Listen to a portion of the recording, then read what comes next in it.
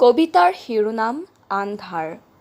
কবি ভাস্কৰ লাঙি, আবৃত্তিকাৰ বন্দিতা শৰ্মা।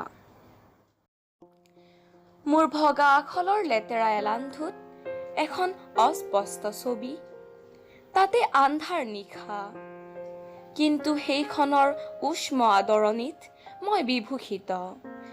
সেয়ে আন্ধাৰতো মই চিনি কথা পাতিছো তাৰ লগত। এখন অস্পষ্ট ছবি আৰু মোৰ কথোপকথন, পাগল ও জটিলতা। কথাবোৰ বৰ বিশেষ গুৰুত্বপূৰ্ণ নহয়, কিন্তু মোৰ গৰ্ভত জন্ম হোৱা হেতু মই বুজো। সেয়া লাগিলে বাকৰুদ্ধ অচল আত্মাই হওক কিম্বা আন্ধাৰৰ অস্পষ্ট শৰীৰ। তথাপি মই বুজি পাওঁ তাৰ অনুভৱ, কাৰণ তেতিয়া মই অস্পৃশ্য মানৱ হওঁ আৰু সি হয় মোৰ সংগী।